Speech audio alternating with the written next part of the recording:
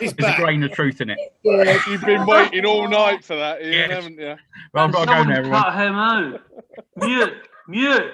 Yeah, I was going to say, he's coming out with all the dad jokes. That's Absolutely. because he's the oldest one here. No need for that. Truth hurts. Okay, go on then. There's a smack in the mouth. Black turtle beans. Oh, Not what I wouldn't have put the got. turtle in there, but good on you. I also negro. That's my wife's rice. Yes. It's on the screen. No, don't say that. Oh, sorry. Where? Yeah. Oh, you're hovering. Oh my God, Wow. it is. You got it right. That's the only one I'm going to get. But what are Sorry they? about that. What are they? Yes, thank you, The Josiah. beans, isn't they? What are they, Josiah, then? They're actually a type of runner bean from Mexico, and they're from a Mexican seed bank. And the kind of traditional crop for Mexico before, pre-Columbian, before we all went over there and discovered them. They've been growing these for a couple of millennia, and the Mexican seed banks have 800 varieties of runner bean that suit every single microclimate, every single dish, and they're for growing at different altitudes, different rainfall regimes, and they're beautiful and amazing. And yet here we just think of runner beans as a green bean, but actually in the places where they're from, which is Central and South America, they're eaten as a dry bean. And also they're not an annual, they're a perennial crop. So the plant will grow as a vine and will be alive for 7 or 8 years and cropping, which is it's completely bizarre and unexpected. Josiah, am I right in saying that they originally were brought over to the UK for as decorative plants? We didn't realise you could eat them. Yeah, that's right. And in fact, flowers. In the southern US, they still grow them as a hummingbird attractant. They don't grow them for the beans at all. They grow them to get hummingbirds into their gardens, because large moths and hummingbirds are the main pollinators of runner beans in their origin country. Brilliant. Wow. Get you. That's fantastic. I'm going to do that so I get some hummingbirds here. Okay, I'm going to show Right. the next one and not hover over the picture this time. Sorry about that. Go on then. Faro. No. It's like fenugreek, no? Oh. Yeah, just look, but it's not though. It's a seed. I'm on my mobile, so I can just about make it out. I'm going to let Nick do this one. Look like a small barley seed and like toasted. Yeah, it does, doesn't it? Yeah. Looks as though it should keep you regular, which is awesome. Just me then. Is that I'm seeing Jesus's face in this. I don't know if it's one of those things that you got to stare at, but is that methy seed? I think there was a clue earlier on. I think Josiah brandished some of them Camilla? earlier in the evening. Camelina. Camoots. Camelina. They are camelina, yeah. Huh? So, It's all about what are they, Nick? They're an oil seed essentially, and they were grown across northern Europe right back to Roman times and crushed to make an oil, both for cooking and for heat and light. They really fell out of favor when they were replaced by rapeseed in the mid 20th century, but they're a fantastically nutritious oil seed, have a really wide range of different sort of oils and fatty acids, and we don't actually at the moment make an oil out of them, although that's something we'd like to do, but that's a whole edible seed. They are really delicious, sort of toasted and added to salads or added to baking. We work with a local baker who's now producing a camelina and naked oat loaf, sourdough loaf for us, which is absolutely delicious. And the camelina brings a sort of almost garlicky, mustardy flavour. Beery Oh. flavour. Beery flavour, yeah. I'll tell you what, Nick, you should speak to Duncan at Farrington Oils, because if you're looking for someone to press that for you, he might be able to help you out. I mean, obviously we had the food festival there last year, but it's fairly small scale with these. Yeah. It might be like worth a conversation. Yeah, thank you. It'd be good to know the nutritional value of that oil as well. We've We've got details of the nutritional. And all this stuff with alternative protein and veganery getting the the focus it does. This is really interesting stuff. Yeah, and it's got a really good sort of profile of omega-3 fatty acids, the camelina, and we can provide all of those details. Okay. It does that thing a bit like flax or chia. It's got a soluble fiber seed coat which you can use as a sort of gelling agent. So it's very savoury flavoured, but you can use it as an egg replacer in muffins and things like that. It's quite an interesting ingredient in that sense. You crush it up a bit. Nick and Josiah, we're doing. Sorry, I'm just updating my newsletter. I'm trying to be good this year and do it every 2 weeks. So we're sort of like doing themes. It'd be really good to get a blog post on some of the stuff, because if it's like an egg replacer, again, you can put that into the post for people with egg allergies and stuff like that as well. So yeah, absolutely. I've contacted you on LinkedIn, but yeah, it'd be really good to get maybe a blog post later on in the year, and also promote some recipes and stuff as well. Great. Yeah, we'd love to do that. Thank you. Sorry. I'll be soaking that in my vaccine. That's a fact. Moving on. Public show. Carlin peas. Carlin peas. Yes. That was an easy one. Yeah. Yeah, that's it. Yeah. Build me up, knock me down. Is it Carlin's as well that you have in the northeast, and that we're going to have them on bonfire night, and that's what I used to have as a kid. It is, yeah. Parched peas, they're called. Yeah, lovely. Yeah, really nice. Thank you. Sorry, move on. Passion Sunday during Lent, they had Carlin Sunday, and it was followed by Farting Monday. Explosive Tuesday, and yeah. Yes, it was as Simon Mayo said, they were right duvet razors. There you go. Any ideas on this one? No, it's a bit blurred on my screen. That'll be it. Yeah. It's slightly they look like beluga lentils. They're not, but they've got that sort of size like of beluga lentils. It's almost like a type of sesame, though, isn't it? Yeah. Looks like a black sesame. Are they bigger than that? Are they the size of a bean, or are they a sesame seed? They're tiny. It's slightly misleading, actually. They're actually very small. Black seeds. They are chia seeds. They are chia. Ah, right. You should have put a coin next to it. Yeah. Perspective. Should have put the answer next to it. I'd have been more confident. I probably would have said chia, because I thought that at the beginning, but I don't really know my seeds that much. So I was going to say chia, but I thought it was going to be too obvious. And yeah, me too. Caroline, you're amongst friends, Caroline. Do whatever you wish. We don't mind. Oh, okay. There's just one farmer growing it in the UK. Wow. Wow. I didn't realise we grew that. It's grown in Essex by Peter and Andrew Fairs. And what sort of volume? They're producing not huge volumes, about sort of 10 to 20 tons a year. They've only been growing it commercially for 3 years now. We've got a similar grower in Medway, but he grows chav seeds. Chav? Yeah. Cheryl, can you send these pictures out afterwards to everyone that's attended as well? Yeah, sure. And the information. It's interesting. Thank you. So the question here is what grows on this plant? Quinoa. No. It's Lamiaceae, yeah? It's a type of sage, yeah. Looks a bit like the latexy plant, but maybe I don't know that they're grown over here. Is it Lamiaceae or is it Chenopod? No, it is Lamiaceae. It's a salvia. Right. So this is actually the chia plant, which is Salvia hispanica. Okay. It's Salvia hispanica. Yeah, and it's incredibly beautiful, and it flowers all through the season. It's sort of indeterminate, so the flowers open sequentially up the stem, and the seeds are set beneath. And it's an extraordinary bee attractant. The bees love it.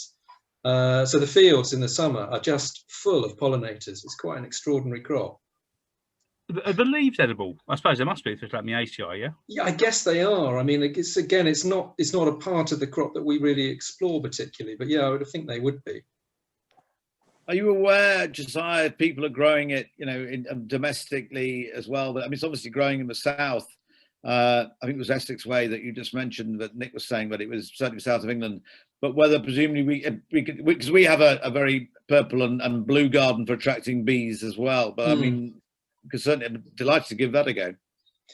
Yeah, I mean, I think the challenge with chia is obviously it's a tiny seed, so you have to grow a lot of it to get a decent harvest. But you could certainly grow some in your garden, and it's a nice conversation piece, because obviously it's not something that it's one of those crops people aren't familiar with, so it always starts a bit of a conversation. As we've just proved. Thank you. Chill. Next one. Oh, rose beans. Close. I don't know these. What type of size? Do we look at chickpea size? Yeah, about that. Yeah. No idea on that one. Fisheye beans. So these are a new variety of pea. They're actually potentially quite an old variety, but they're newly commercial. And the seed breeder very kindly allowed our Instagram followers to name them, which, as you can imagine, attracted some quite kind of Pinky McPea face type answers. Yeah. But we ended up with flamingo peas. Which is quite. We wanted to call them Pink Panthers, but unfortunately that name had already been taken. Yeah. Right. Wow. Flamingo peas. There we go. Like that. They're very high. They're pink because the actual cotyledons within the seed are actually bright orange because they're really, really high in beta carotene. Brilliant. Okay. And are they being grown here on our shores? They have been grown, and we have not a huge amount. This is the first year that they were harvested. They're being sorted, cleaned and made ready for sale at the moment, and we've got about 2 tons. So not a huge amount, but we'll have more than that from this coming harvest. And what have you discovered with using them and cooking them? Well, we've just begun actually sort of look at recipes and things. That's almost where we rely on our community of friends and chefs and things to take things on and experiment with them and understand how they work. But they have they're sweeter than a usual pea, and they're incredibly creamy when you cook them. Plus they have an extraordinary color. So there are some recipes on our website already that people have sent us, and we'll be working on more. And do they hold? And you store them dry, do you? That's right. Yeah. Yeah. They make You have to get us some over. I would love to try it, please. Yeah, please. Like just a little bit. Coming to Bateau, London soon. Yeah, no, man, like that's fantastic. Honestly, Yeah. I love the color. Yeah. So, guys, just so you know, Emmeline does the all the recipes and the menu development for Bateau, London. Okay. And I think you guys need to hook up, because I've been talking about she's very big on provenance when they open up again, and sort of locally sourced and sustainable and all that sort of thing. So I think you guys really need to have a conversation, and it could feature in some, all of the UK tourists. Yeah, sounds good. Thank you. Cool. It's a pea flower of some sort. Yeah, it's definitely a legume. I don't know which one. Broad bean flower? No, it's not broad bean flower.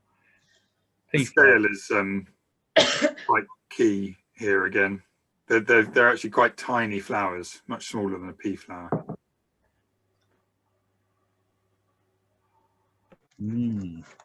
But they are a legume, you're right. They're very beautiful, and Yeah, they're very delicate. They're almost vetch-like. Sorry about that, everyone. Nigel's phoning a friend.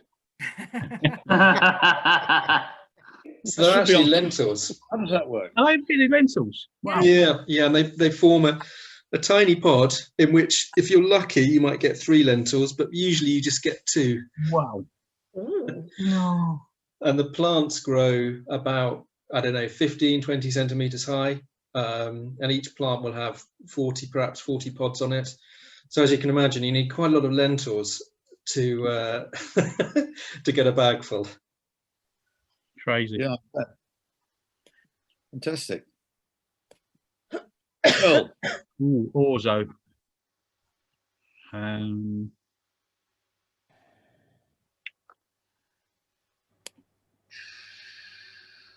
It's all gone quiet. I've actually managed to. Yeah, lose it my looks screen like as well. maybe a spelt or It looks like it looks like a spell or a faro. yeah. So Barley of some sort, right? it's close to all those things, and yet not quite any of them. All right, this is something Yeah, new, is it? easy, guys. It's a brilliant rice alternative Yeah. for a long grain brown rice, for example, but quicker cooking, better flavour, higher in oil and fat content. So it's got a much nicer mouthfeel when you're eating it. And I love the education this evening. And it's actually it's an oat. It's a naked oat, an oat that grows. Most oats have to be threshed after harvest to remove the hull, and that usually damages the grain and causes them to develop rancidity quite quickly. So they tend to be steamed or rolled or rolled for flakes. Naked oats harvest a bit like wheat, so they harvest in the combine, they thresh out to a whole grain, and therefore they'll store better, and they have this fantastic high fat content, which obviously they're monounsaturated, so they're really good for you, and they have this fantastic flavour, and haven't really been grown in the UK for, well, certainly not for human consumption for decades and decades, possibly since the beginning of this last century. And we're really keen to see people, as people are aware of the kind of climate impact that rice production has, it's very high methane outputs, that looking for a sort of rice of the north, which the naked oats could be, is a really interesting alternative. I haven't played with this yet. I must get hold of some of this. We'll send you some. That's easy. Do you guys do a little kit box of all the samples that you've shown and give us a sort of, so we can educate ourselves and cook and taste these things ourselves? Yeah, we can do. In fact, when often that happens with chefs and restaurants when they're just starting up, and they say, well, we're interested in this kind of thing. Can you send us some samples that you think we'll be interested in? And we'll put together a little box and send it over. Yeah, cool. Yeah, I'm working for a new TV film location catering company, and so what we're trying to do is like expand on our vegetarian and vegan offerings, because obviously you don't know the demographic until you step on site for the first day.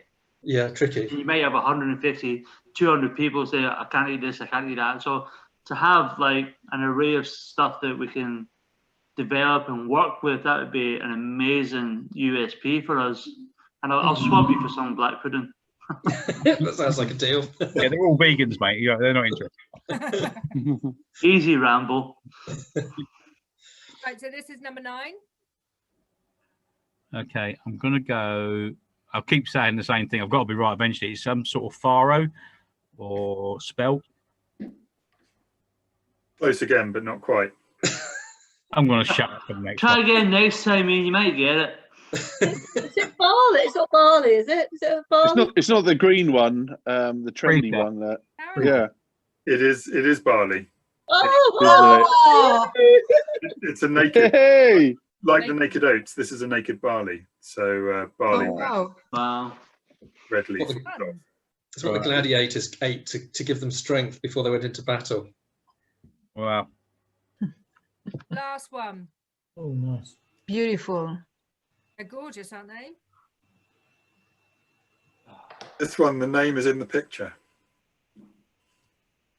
Black No. Dalmatian beans. the black-eyed peas. And if they're not called Dalmatian beans, they should be. You need to look closely at the markings. Turtle beans.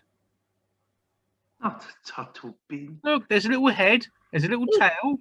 How much have you been drinking? Not enough. Turtles. Not enough. Dalmatian bean. Wow. Looks like a purse. Looks like a. Yeah, who said a person? Hey. Yeah, Yeah. It looks like a human being on one of them. Yeah. It looks like an alien. So it's a human bean. Human being. I love it, Ian. And you've only had 2 beers. Hello? Yeah, but they're like 9%. Well, yeah. Yeah, they're known as soldier beans. Really? Ah, that is brilliant. Like a little soldier on each bean. I was thinking about it. They look a bit like Anthony Gormley, don't they? Like one of these sculptures of himself. Gormley beans. And is it the same cooking process than the other beans? They cook very much like a cannellini bean, and you might they're about the same size, and you might use them in the same kind of recipes. Wow. Fantastic. Right, I need to speak to you guys about getting some seeds for the allotment. Well, that was fascinating, honestly. Yeah. So, you know, even for me as a non-chef, but just as a consumer, I thought it was brilliant, really interesting. Thank I want to play with the stuff now. Yeah, it's incredible. Thank you.